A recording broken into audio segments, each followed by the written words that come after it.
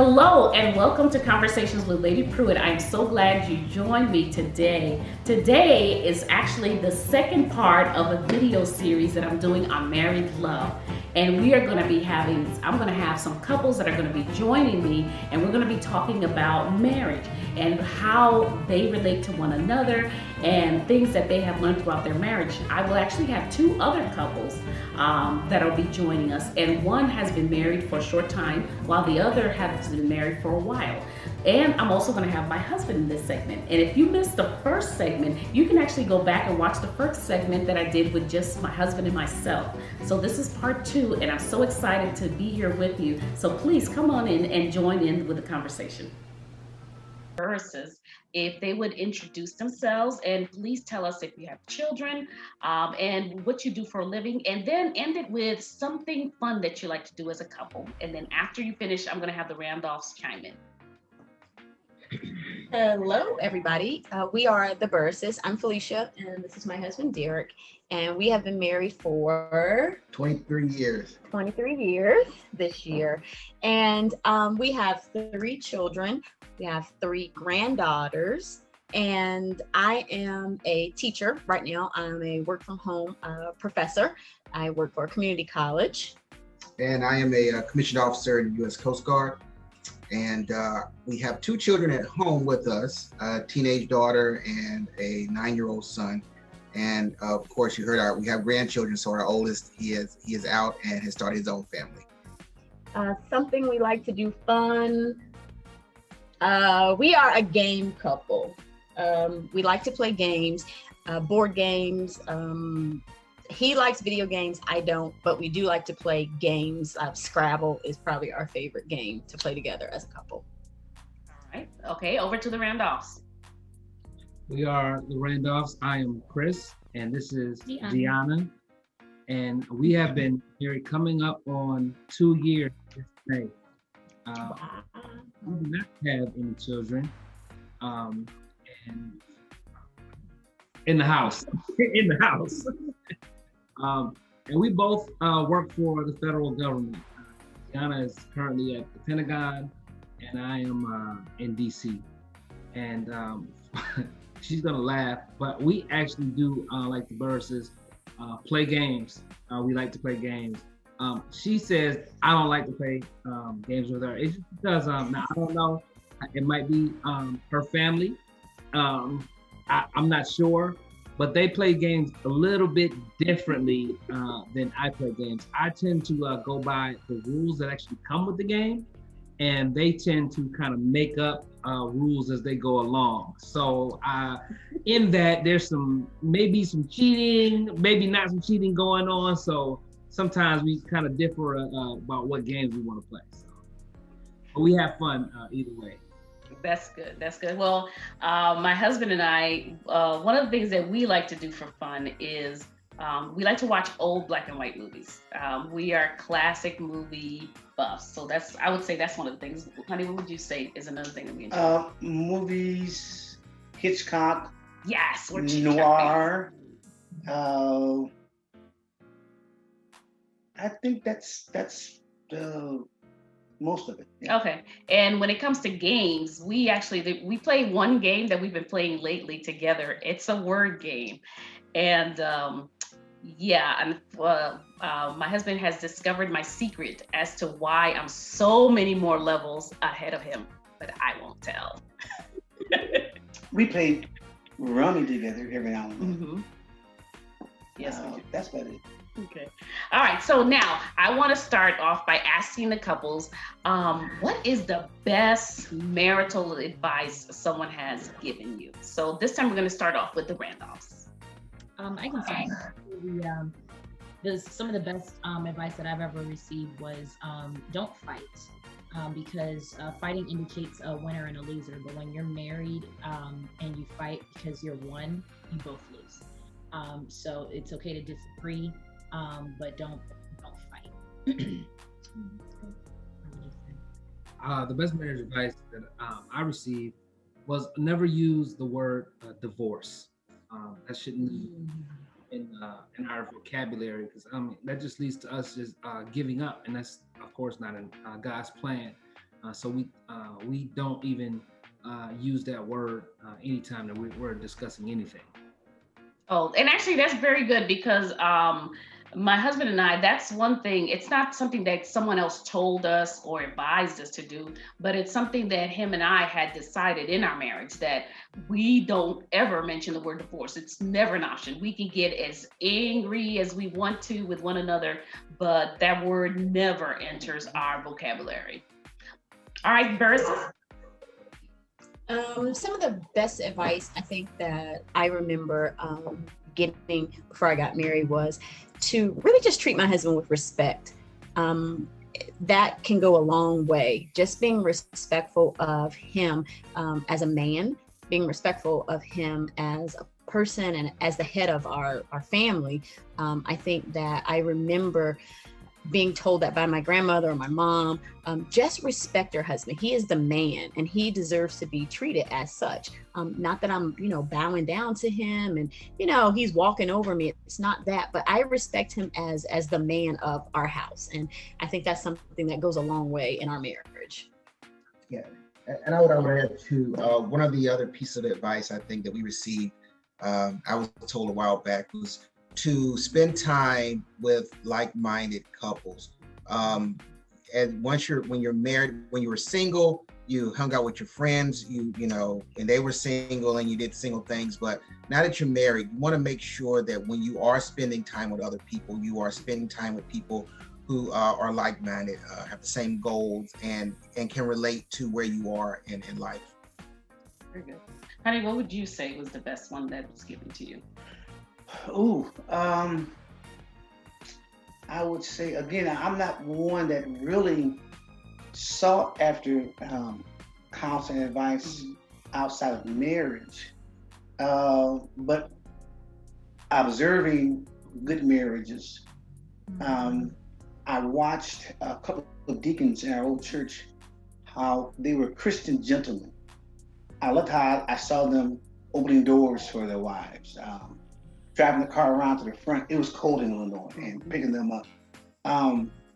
I admired seeing my father work untiringly to provide, and he provided for my mother and us first, and his needs were taken care of afterwards. So I learned from that how to be a Christian gentleman and to put my family needs in front of mine. I can't say I sought out marital advice either, and I guess it's because we got married pretty young. It wasn't really talked about. Then. Yeah, in our day, it really wasn't. It was just we saw people and they were just married. It's we didn't know about the inner workings behind the marriage, so it's a lot of things we were kind of. We had to discover for ourselves, find out what worked for us, and then also some things that we had decided early on. Like we just mentioned before about you don't use the word divorce. We don't call each other out of our names no matter how angry we get. So some things that we decided to put into place early on, I think are things that kind of helped us throughout our marriage. Okay, for the couples, I would like to ask, expectation versus reality. What is some advice you would give your newly married self about setting realistic expectations of your spouse in marriage? So who wants to go first? Start. I would definitely, since we're so close to our newly married selves, it's kind of easy to remember. But I would say one thing that I definitely had to learn was that when you get married, you're marrying another entire person, and they're already grown up. They already have their likes and dislikes. They have completely different experiences than you have. And that makes a big difference. It's one thing when, you grow up with somebody, you're raised in the same household, you know the ins and outs, you have the same teaching. There's not a whole lot of variation. But when you meet somebody else, it's like, oh, wait, you don't do that. It was and still is a huge learning curve. So, Sister Deanna, so what do you think about when people say to you, oh, I married my other half or my better half, or this person completes me? no such thing. There's no such thing. They are a whole person, and you are a whole person, and you have to learn how to be a whole person together. More like a 1 × 1 = 1 rather than a 1 + 1 or half plus a half. Okay. No complete truth. All right, verses. I kind of like Deanna was saying, we got married young, and I don't think that's any different. Something I guess I didn't realize when I first got married was that he was his own person. And I didn't understand that the whole I was not marrying a half of a person. I was getting a whole person because we were very young. So I thought, oh, he's coming to make me whole, because that's just what I thought. I was young. So I think that if I could go back and tell myself, it's just that you're not marrying a half a person. He's a whole man with his own thoughts and feelings and his own mind about things. And I think in the beginning of our marriage, we gave a lot because we thought we had to do that for each other. Oh, I has to be this way because I have to make you happy in this way. We weren't our whole self with each other. It took some time and some growing before we really had conversations that were honest conversations. Because when we first got married, we were just like, oh yay, okay, all right, if that's what you say. But that's not what I really felt. But I felt like I needed to just go along with it because I didn't know any better. So I would go back and tell myself to be yourself, be your whole person. You're gaining a whole person, and just be honest with each other from the get-go. I do think we spent some time hiding some things from each other at the beginning because I didn't want to hurt his feelings, or I didn't know how to talk to him about it. So we didn't talk about it. So that's something that I would definitely go back and just kind of tell myself, do that differently.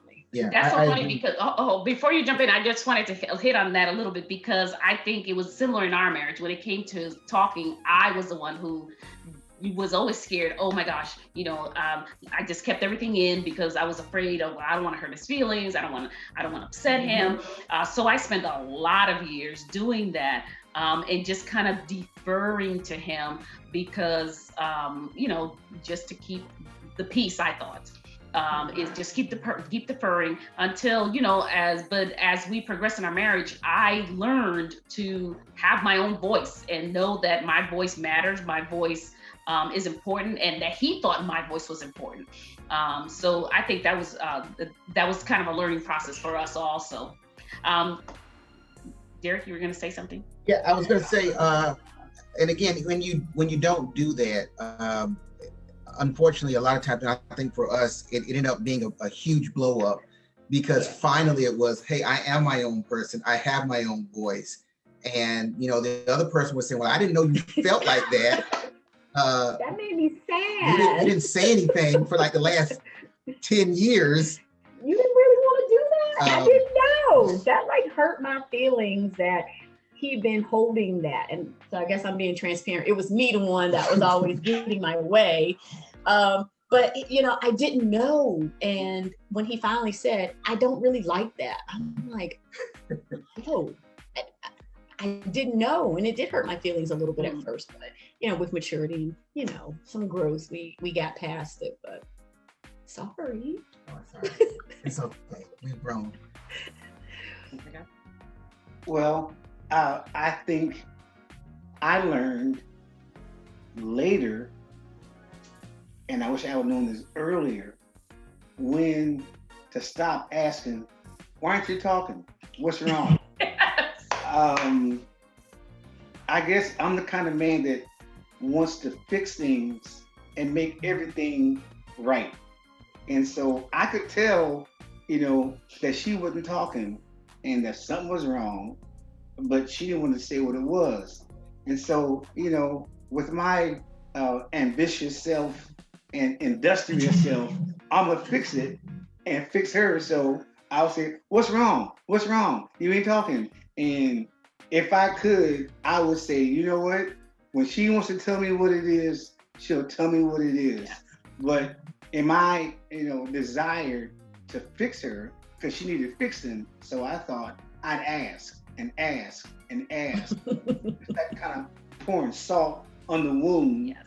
and then she get emotional, and then I would feel bad, like, well, so I would tell myself, if she ain't talking, leave her alone. She'll talk when she wants to. Yes, because I have a process. I have to process things, and before it's a long process. I call it my 3-day process. Yeah. I call it my 3-day process, where if you say something and I'm upset about it, I can't respond on day 1 because I'm too angry. So I just stay quiet.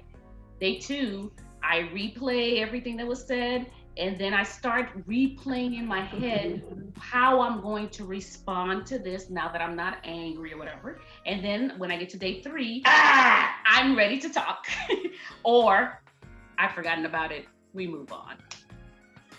But I know for you, it was a little different because you like to, okay, something's wrong, let's talk about it, fix it, move on, bum, bum, bum, bum, bum. And I guess, is it that way for most men, or for some? Yes, I am ready. I am ready to deal with it. We got things to do. We can't be stuck here. I'm not complaining, I'm venting. Okay, well, I'll give you the solution to your vents. And I think for us, the challenging piece also is that I'm a huge extrovert. So I already love to talk anyway, and she's an introvert. So I think it's like multiplied by 5 when I'm like, what's wrong? What's wrong? What's wrong? What's wrong? Can I fix it? Can I do something? Can I help you? What can I do? And so anyway, I had to learn. And I think that was one of the things, again, when we talk about expectations and reality is, you can't expect your spouse to have a personality that they don't have. You have to work with their personality. Again, she's an introvert, I'm an extrovert, and I had to learn what that meant, and I think that really helped us out going forward once we both understood who we were. And once you learned that she couldn't be fixed. Yes. Or trivialize your problems, Yes. because he always has a solution. Like, oh, that's nothing. Just do such a, no, I just wanted you to listen. I don't want you to fix it. Oh my goodness. Great. Okay, I want to ask you now, what is your spouse's love language, and what are some ways that you could show them that you love them? Yeah. And if you don't know your spouse's love language, you can tell me. If you know yours, you can tell me what yours is. Because I know mine. I know mine. Okay. So, All right. Since you know yours, we'll start with you. Go ahead.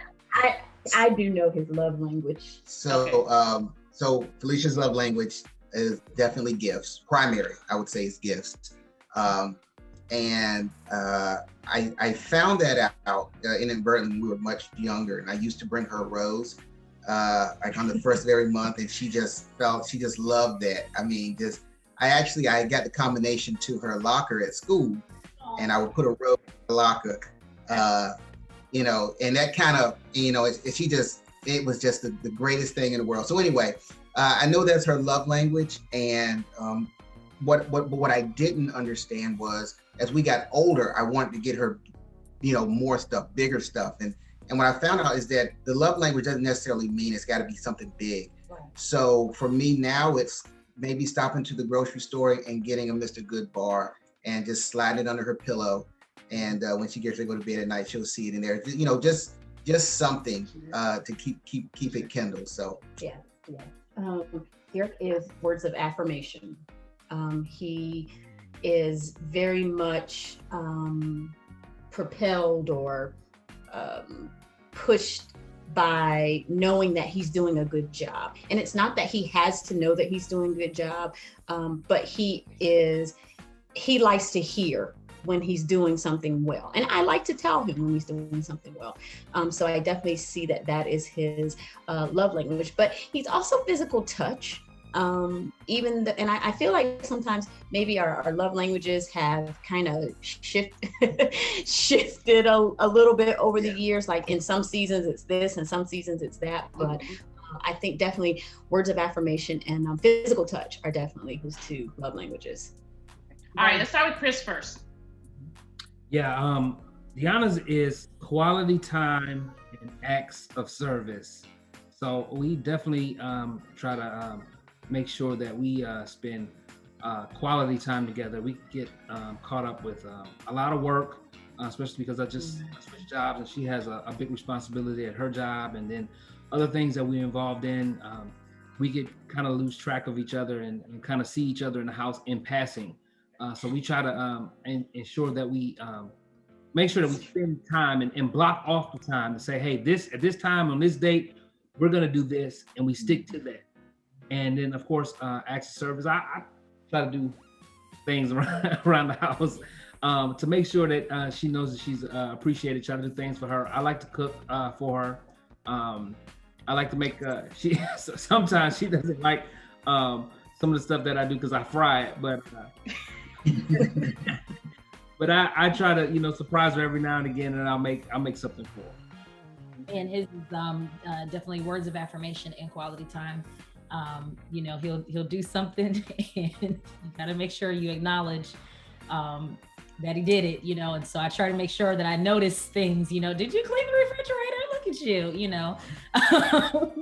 and be genuine with it, because I know that that's not anything that I need. I'm like, I'm just gonna do it. But I've learned that he needs that, affirmation that, hey, I noticed you did such and such. Like, thank you, I appreciate that, and quality time as well. Even if you're not talking, you don't have to be talking, just being in the same room, or compromising on something to watch together. That's all part of quality time for him. Okay. All right, honey. Let's see if you know mine. Yours is you have a lot of them. You're like multilingual. Multilingual, that's languages. That's good. Yeah, multi-love lingual. Oh yes, I am. I want to guess.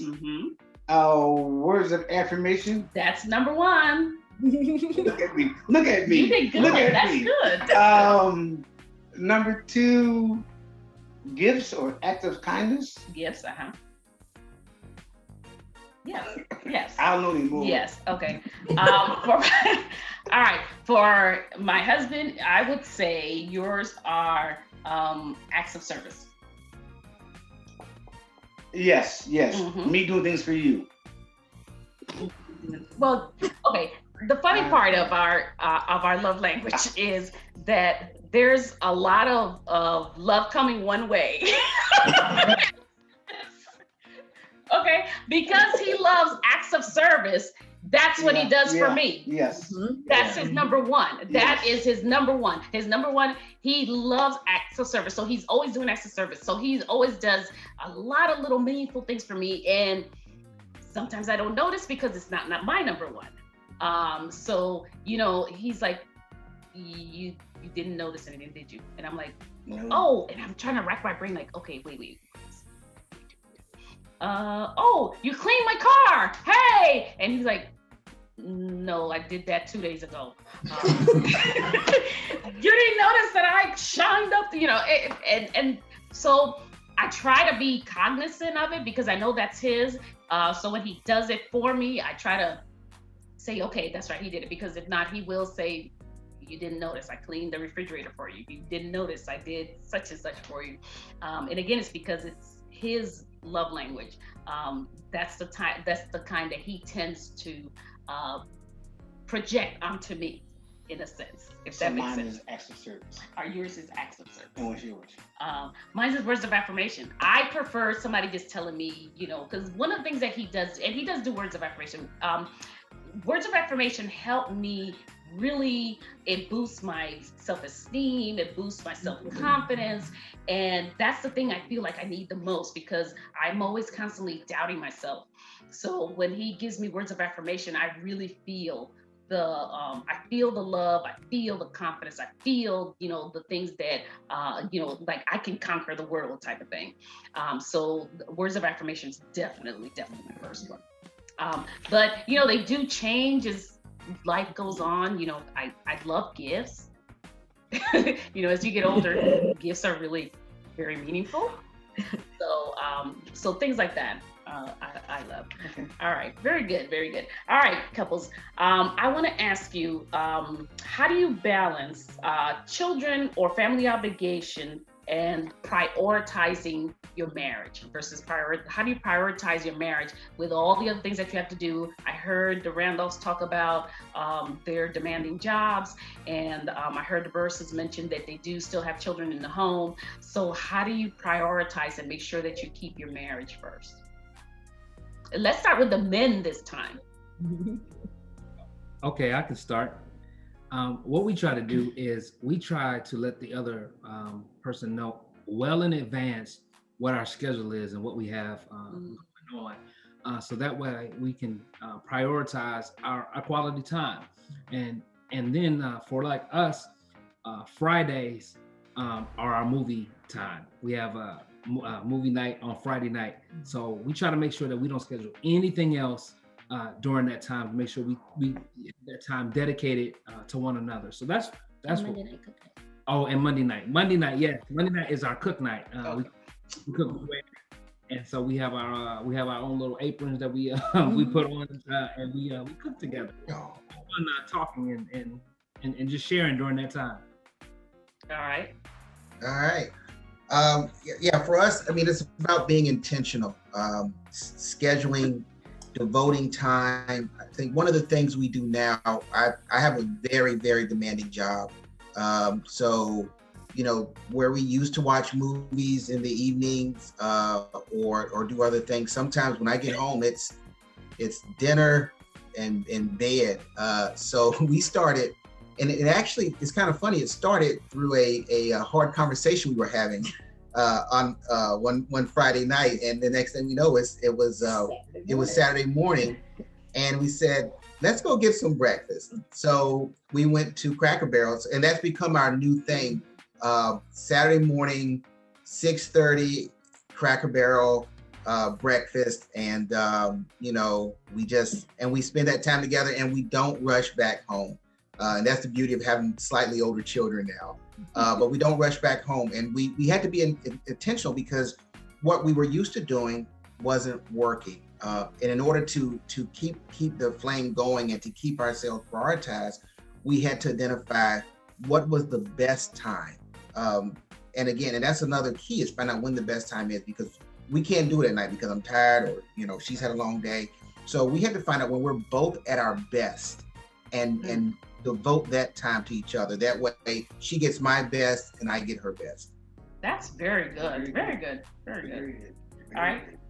Honey, you want to join in? One thing I think we do is, because our children are older, they're adults, but as our parents get older, we do more now for our parents. And I believe one thing that we do is, if your mother has a need, if my father has a need, we don't put restraints on one another, but we inform one another. You'll say, no, honey, my mom needs X, or I'm going to do this for my mom. Or I'll say, honey, my dad needs, Y. I'm going to do this for my dad. Or when my sister was ailing. I think we inform one another, and we get buy-in to help in that area, because it is family that we do care about. Right. But we're also cognizant of the fact that whatever you're doing, whatever I'm doing outside of the house has an effect on me as well. Right. So it's a team approach, but then we inform one another. Yeah. And when it comes to spending time together, we actually spend a lot of time together. We have that benefit now, which we didn't have earlier on in our marriage, but now that the kids are gone, and mostly, Yes. and they're adults now. So, we're able to spend time together. So whenever we want to carve out some time, we can just go off to, whatever we have to do. We don't have the restraints of, having to be home for the kids or being back by a certain time. One thing that I do enjoy is we're breakfast people also. I heard you guys mention Cracker Barrel, and we're breakfast people. So we try to eat breakfast together. So at night, sometimes we even plan, okay, tomorrow for breakfast, we're going to have, do we need to go to the store and get something so we can have such and such for breakfast, so it becomes it's a big deal for us, and it's something that we do together. And then sometimes, even though you get up earlier than I do, and I come down later, you'll wait, you'll just have your coffee and you'll wait. And then I'll be like, did you eat breakfast? And you'll say, no, I was waiting for you. So then we spend the time and we, fix our breakfast together and eat breakfast together, which I think is a special time that we spend together. So how about you, ladies? Go ahead. I'm sorry. Where are you going? No, that's fine. For us, because the kids are not in the house, but they're still kids, I make sure that if I know that he hasn't talked to the kids all day, I'll leave him alone and let him have time to spend time with the boys. And one thing that we decided when we got married was every decision that we make for the house, we make them with the boys in mind as well. And so size of the house, and what would they need when they come, even financially, just making sure that we always include them in our decisions, because that's still our familial obligation. So and still also spending time together, spending time with the boys, and spending time separately. I think each of those are absolutely necessary, and so we decided to do that when we first got married, and we've been sticking to it, and it's been working out well. I think Dirk does a much better job of balancing when it comes to the kids, because Saturday mornings, he's like, it's time to go eat breakfast, and I'm like, okay, well, Nicholas or the kids, and he's like, he'll be okay. He can eat cereal. Let's go. So he, and not just with that, but just throughout, raising our children, I think he definitely has done a much better job when it comes to balancing. And I think some of it comes from because a lot of my time I've spent at home, working from home or being home with my kids. And so they became a big part of my life. Being a mom became a big part of who I was. And so he has to remind me that the kids are growing, the kids are growing up, and one day the kids are all going to be gone, and it's just going to be me and you. So what are we going to do then? So that just kind of keeps me, in a headspace of thinking, yes, my kids are important, but they're not more important than the relationship that I have with my husband. And I have to be intentional about making sure that I don't place them ahead of him. And I'm just going to be honest, it's hard for me sometimes because this is just what I've done. I've always been home with my kids. So that can be difficult for me to say, well, but they need this. And he's like, yeah, but I need this. So I do have to work on that, and I'm mindful of that. But he does a really good job of making sure, like pulling me out of the house or saying, put your coat on, let's go, we're leaving. So he keeps me balanced in that area. So it's tough, but it is manageable. Yeah, that's very good. When we one of the things that we did growing up is we didn't make the kids our entire life. I see a lot of couples make their children their entire life, and even a lot of women, from what I've noticed, they shift from wife to mother, and it's so the husband kind of gets left in the background. But one of the things that we did, we were very, very intentional to even let our kids know that yes, we're a family, but this is our relationship right here. We're not gonna let you guys come between us or anything else come between us. So we made that was pretty important to us. And so we were, even when the kids were young, we would find ways to carve out time together. And as a matter of fact, I was thinking, and honey, you may remember this, when the kids were very, very young, we were just early in marriage, and you were working like 2 and 3 jobs. And so it was almost impossible for us to find time together because he was constantly working day job, night job, in between jobs. And one of the things that I remember doing is I remember I got to see him come home between 2 and 3 in the morning. So what I would do is I would have his food ready in the microwave, and I would set my clock, and I would wake up at 2 in the morning, get up, and I'd go out there and I fix his plate, sit down with him, and watch him eat and tell him, kind of about the day, what the kids did, because this is the only way he really got to know more about the kids, because he was constantly working. So I would tell him, what the kids did, what I did that day. And that was kind of like our little time together that we got to spend together. And then he may catch a little cat nap and then head on back to work. So we did that until we could do better. And then, but any time that we could carve out for each other, I felt that it was very necessary and very important to maintain a thriving relationship. All right, now I want to ask you guys, what do hard conversations look like in your marriage? When are you doing it best, and how do you frame them, and what are the boundaries that you just won't cross, and how do you make the most of them to be productive?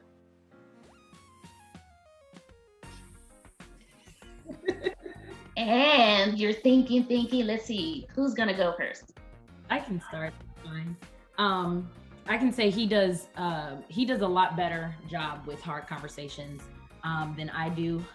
As much as I talk, that's how I think too. And so because that's how I process, I know I don't need you to hear everything in my process. And so what I found is God knows him better than I know him. And I've learned that you can say the same thing two different ways to the same person, and they'll take it two different ways, even though you meant it one way. Mm-hmm. And so I always ask, so I always tell them, like, you got to give me a minute. We've already decided you don't never try to address one another when you're in the height of an emotion, no matter what emotion that is. If you're extremely sad, extremely mad, even extremely happy, because then there's might be stuff that you don't say that you should say.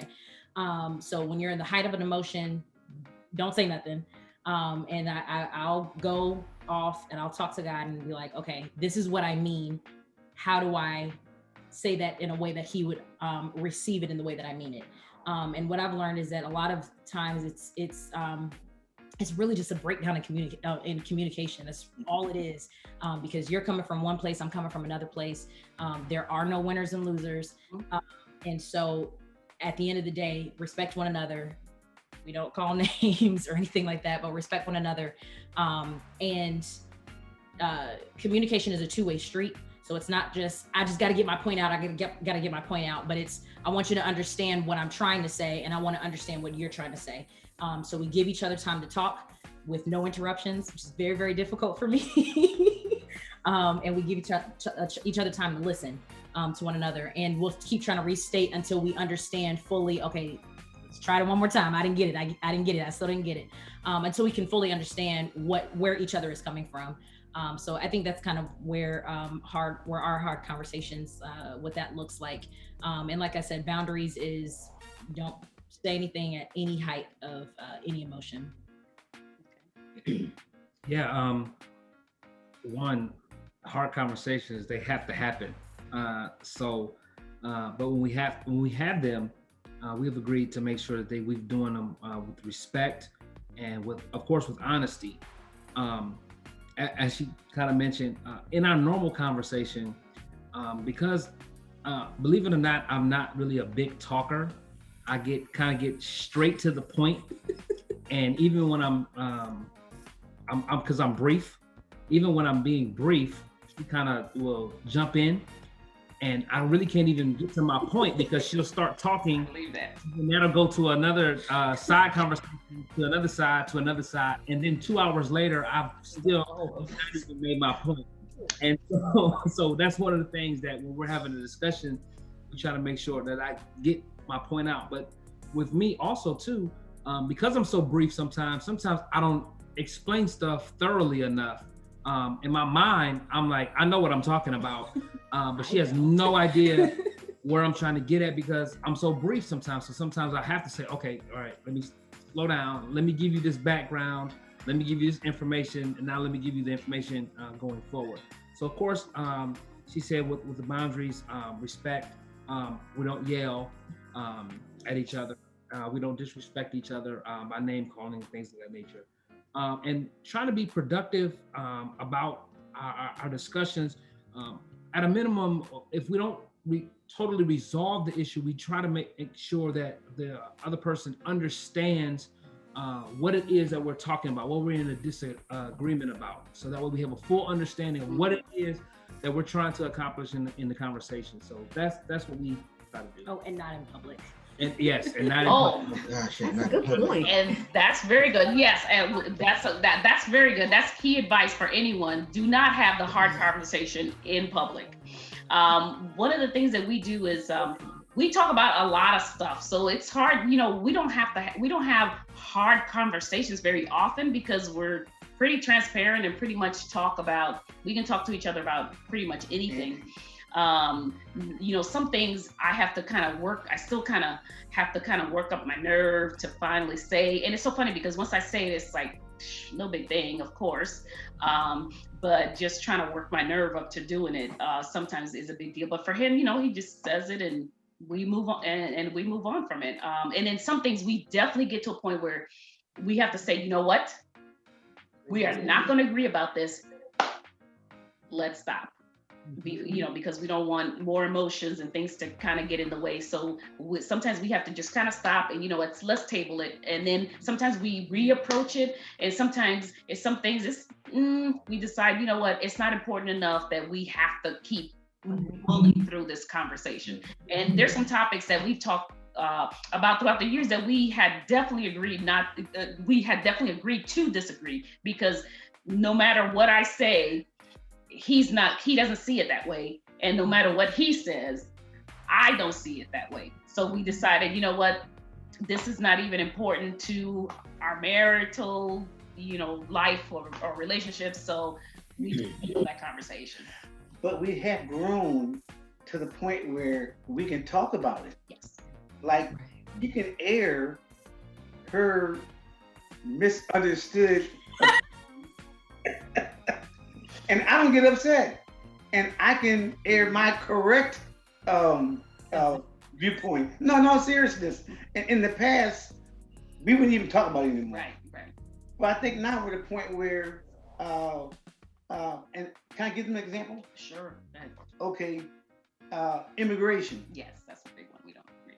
Okay, I would call them illegal aliens, and she would call them undocumented. Yes, undocumented. That's the word. Okay, and you know, that should not end our marriage, but we can talk about it. And now I understand her perspective because of where she came from. That's right. And I think she understands mine. I think she does. So we don't agree on this, but we can still talk about it. Yes. And without, you know, us coming to fisticuffs, Right. or us sleeping in separate bedrooms at night. Yes. Even though I was at one time an alien. I don't use. But you I were do. illegal. I know I was. Versus, see, here we go There we go again. Yes, but I understand. System is not fair. The system is not fair. But anyway, versus. So what does hard conversations look like? I think one thing that we try to do is, one, we identify, if possible, a good time to have the conversation. Okay. If it's at night, it's usually not going to end well, because I'm tired, she's tired. It's just not going to end well. So the goal is to just shore up the ship until we can get it and to dock to repair it. So let's patch the hole so it doesn't sink.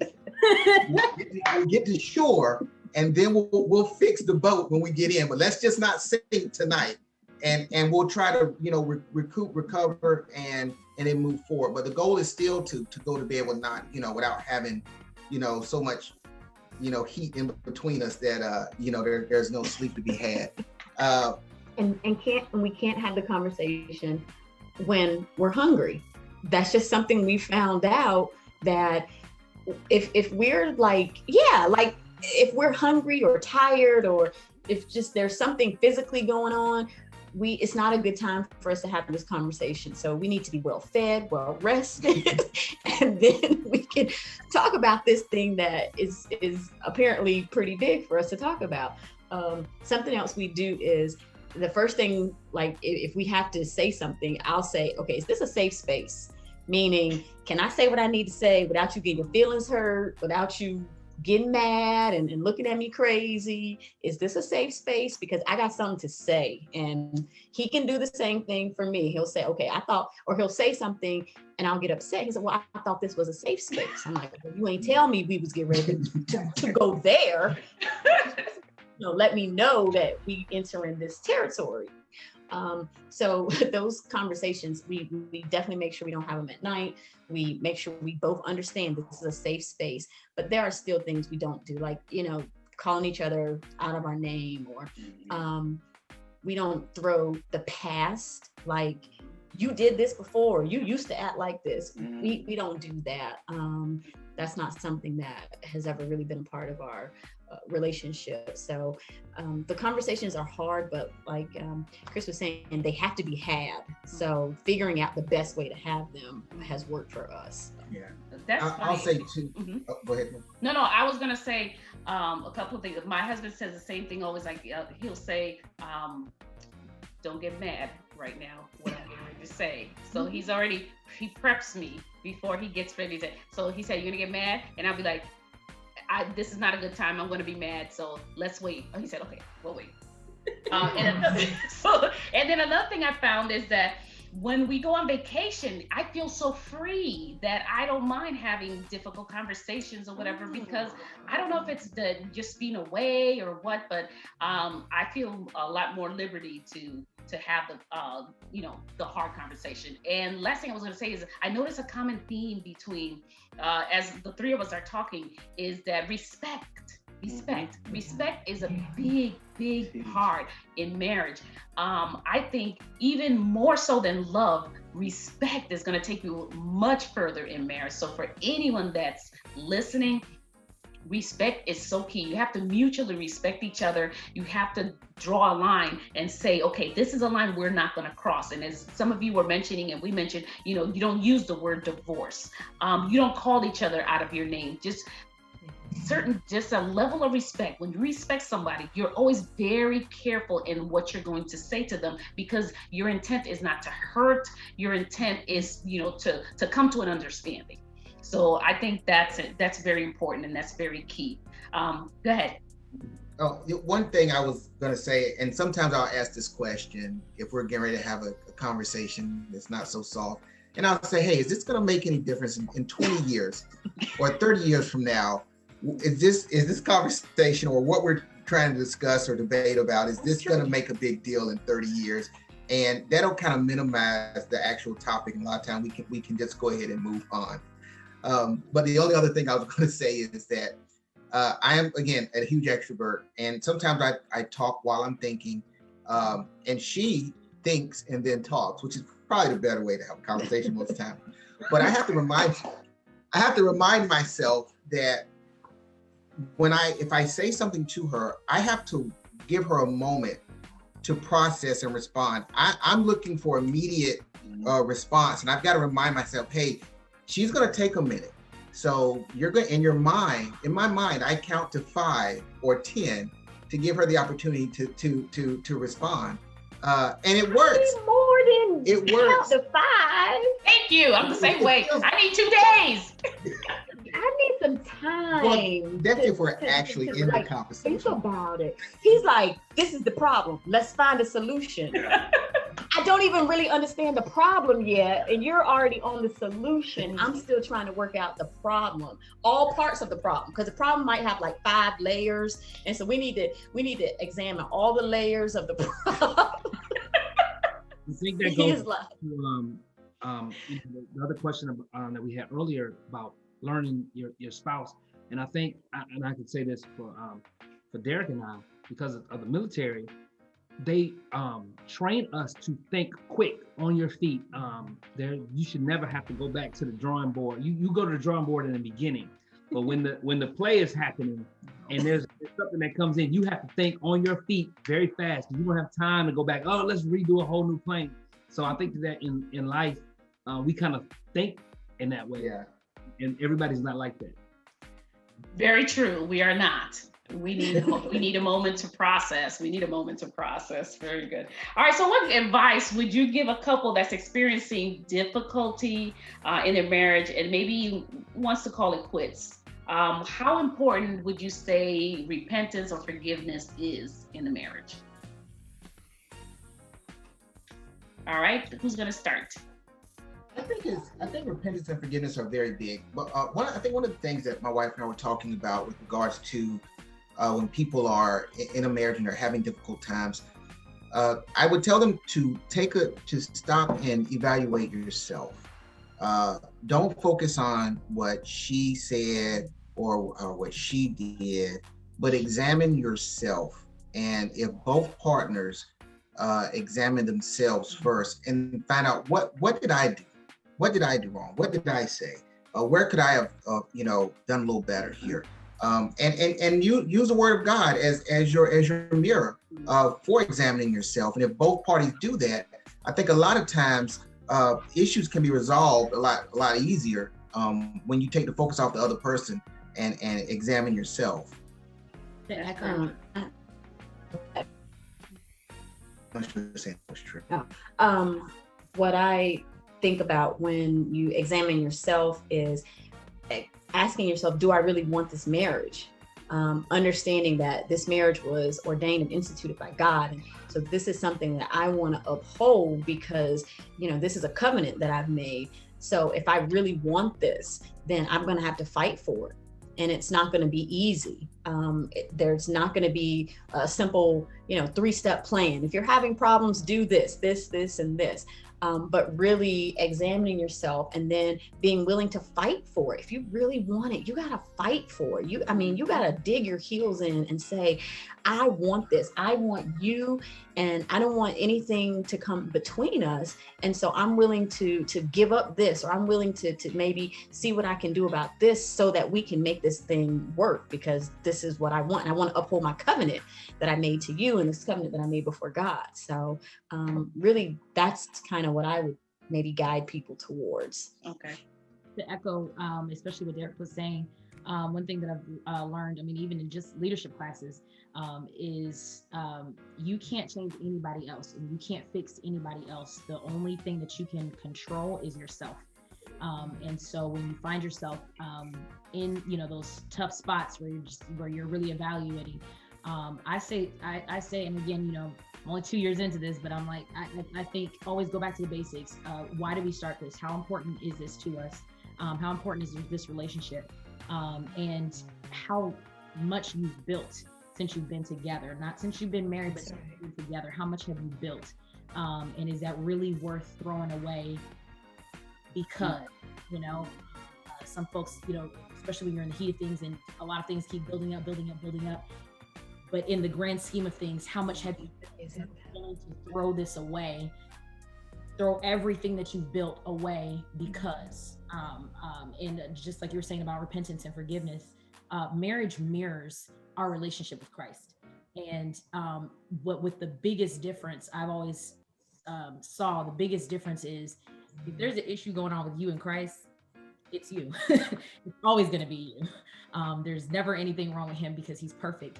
But when you're two imperfect people, the only thing you can change is still you.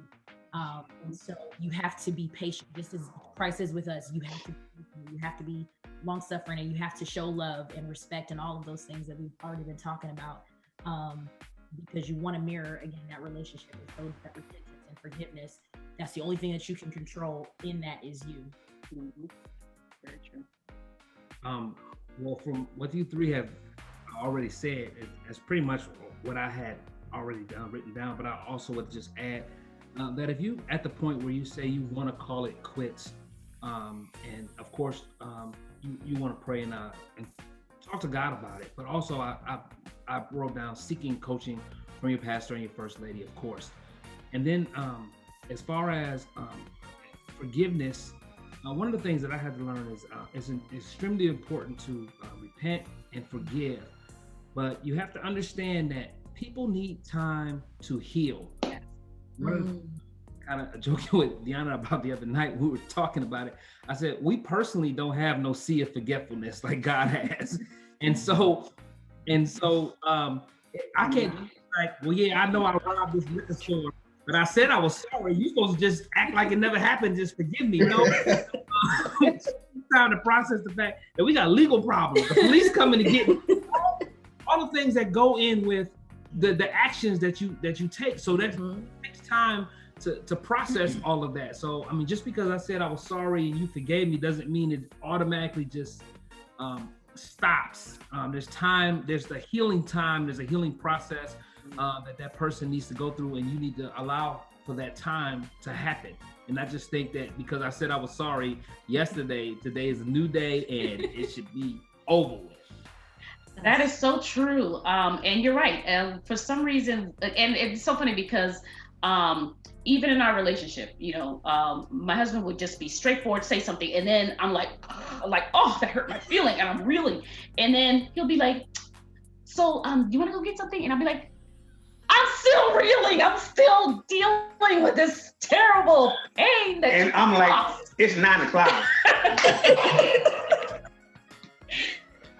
Because I need time to process. Or 3 days. Yes, 3 days. I'll never live that down. But so I'm thinking, okay, because it doesn't immediately go away. The feelings, the emotions. Even if the person comes and apologizes, you can't just say, "Well, I said I was sorry. Let's move on." Well, no, I'm still dealing with. I have to kind of work through this thing, also. And then there's something that I read a while ago, which I love. It talked about the fruit of repentance. And the fruit of repentance is when you repent to someone, but then you have to do whatever is within your power to make that right. Okay, and it doesn't just mean I'm sorry. It's I'm sorry, and then do some actions, some things that you can do to try to make that right, restore that, whatever that was broken, whether it was a trust or whatever was broken, try to repair that thing. And that's called kind of like the fruit of repentance. Not only, and I think about it with our relationship with Christ, like as Ziana was mentioning, is that we come to Jesus and we say, Lord, forgive us of our sin. But then we can't just go back to sinning. We have to do the fruit of repentance, which is from now on, I am working as hard as I can to be able to fix whatever it is that was broken. So you got to spend the time. You got to spend some time doing that. You can't just say, "Oh, forget about it. We forgave. Let's move on." Right? I have another thought. In our 33 years of marriage, I don't ever recall asking you to apologize for something. Mm-hmm. I don't ever recall expecting you to apologize for something. Now I have, and you have, I know I have apologized to you, but I don't ever recall going around thinking, she did me wrong. She owes me an apology. And you have apologized for some things, but I think that I can only speak for me. I believe that you love me. And I don't believe if you did anything to hurt me, it was intentional to the point where I'm gonna hold over your head. She owes me an apology. If you never apologize, I'm gonna keep going forward because, again, at the bedrock of our relationship, I believe that you love me and vice versa. Now, if I do something to you and you bring it to my attention, I apologize. Right. Because I don't want that out there. However, if you told me you owe me an apology, I don't know how I would take that. I think there ought to be something built in us where we're not trying to force our spouse to pay a bill. I should offer to do it, but I think if you want to demand that I do it, I'm not sure how that works. But anyway, just a thought. We're going to move to our game, our rapid fire questions, the couples edition. So I'm gonna describe a few characteristics or attributes, and you all can decide whether that describes yourself or your spouse. So let's go ahead and get started. Who is the best cook? Most likely to fall asleep first? Most likely to buy and bring home a puppy?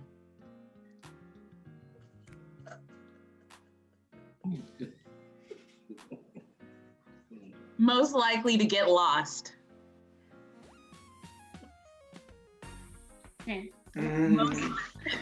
No. You. Most likely to work out?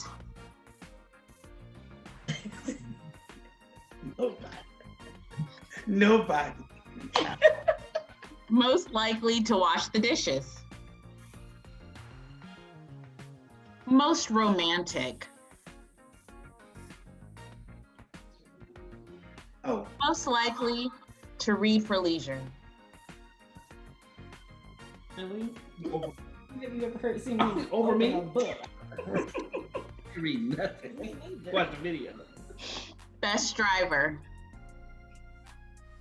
I guess.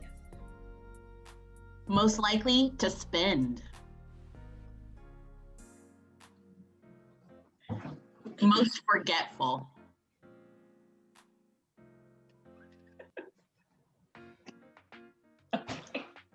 Most likely to say sorry first? Most likely to get ready first? Most likely to pick a horror movie to watch? And most likely to plan a date night? All right, thank you so much for playing. All right, last question, couples. I want you to finish this sentence. Something I really admire, respect, or love about my spouse is, and I want to start off with the men, and then we're going to move to the ladies. So, honey, actually, I want you to start first. Ooh. There are several, but if I had to choose one, when you were talking earlier about me working a whole lot, and I did,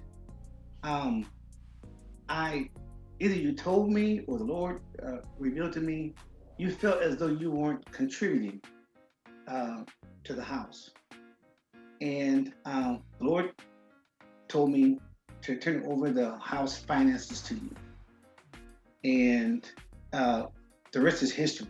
I think I admire your ability to handle business.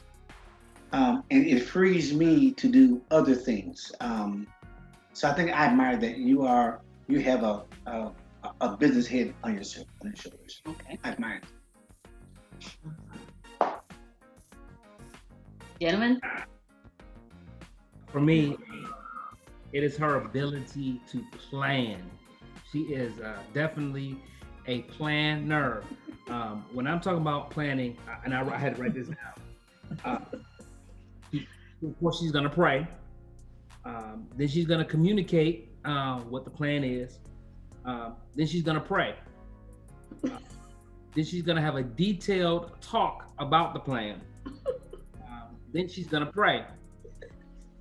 Then there will be a long list that everybody will have access to, so you can see it. So there's definitely everybody knows what's going on. And then of course there's gonna be more prayer. But her ability to plan really makes a lot easy in the house.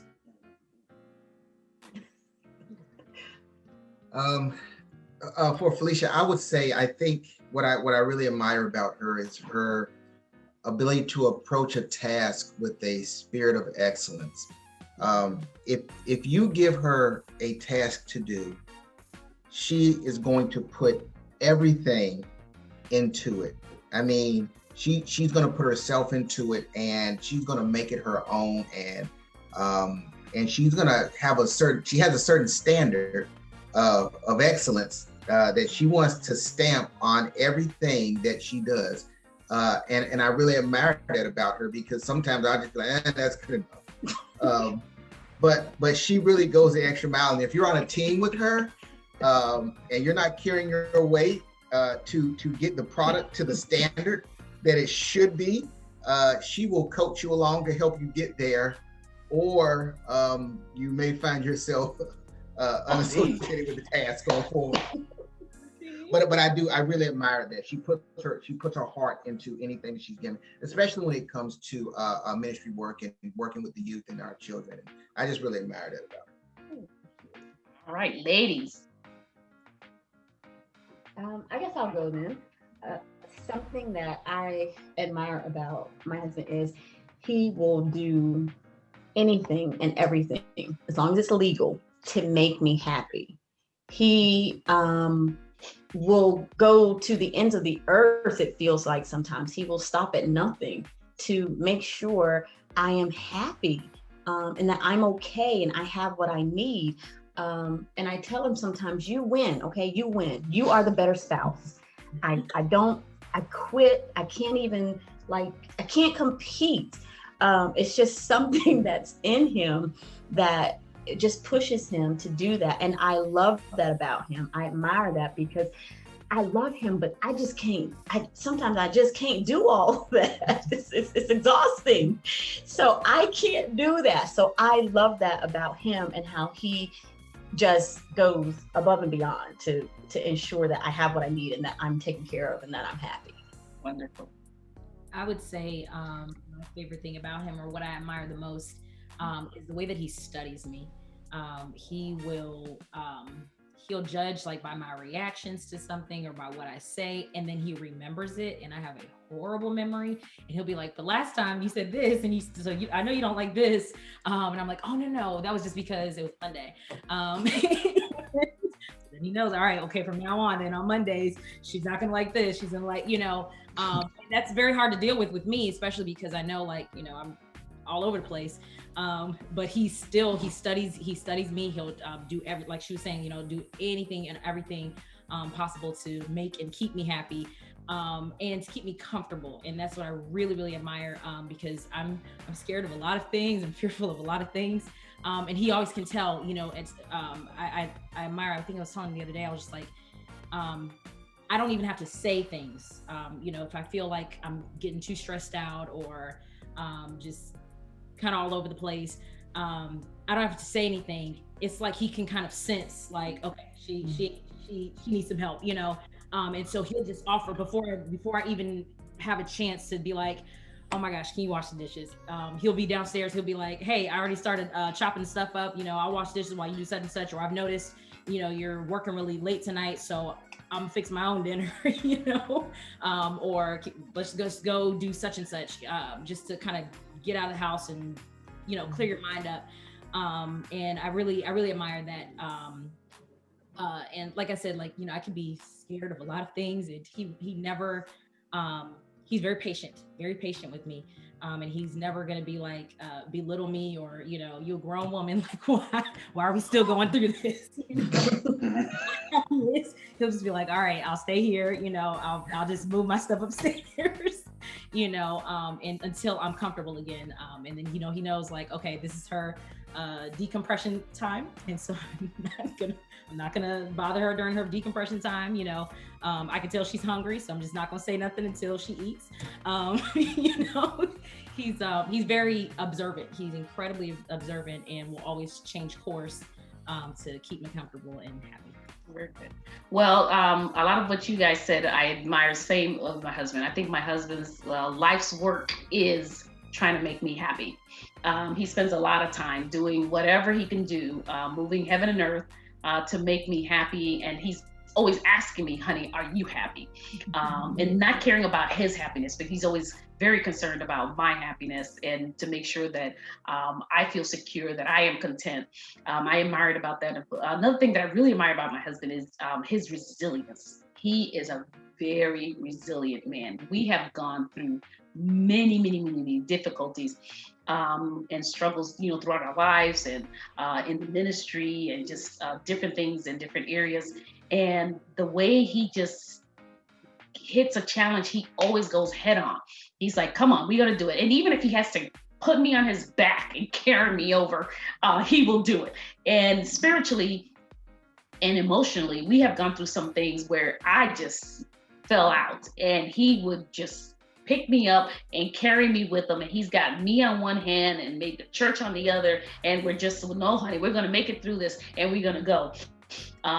So that's one thing I really admire about him. He is just such a resilient person. I know he has faced many adversities, but through it all, you never see him sweat. I love that about him. And he comes through it like a champ. So I thank God for you, honey. And I just want to thank you now. This is the conclusion, and I want to thank all the couples that were joining me on today. Thank you, Derek and Felicia Burris and Deanna and Chris Randolph. Thank you so much for being with us. And to those of you who get the opportunity to listen in to Conversations with Lady Pruitte, I want to thank you so much personally for listening in. And we hope that some of our experiences are able to help you, or maybe you picked up a few tips and tricks that you can use to help better your relationship and your marital relationship. So God bless you all, and I'll see you next month. Bye-bye.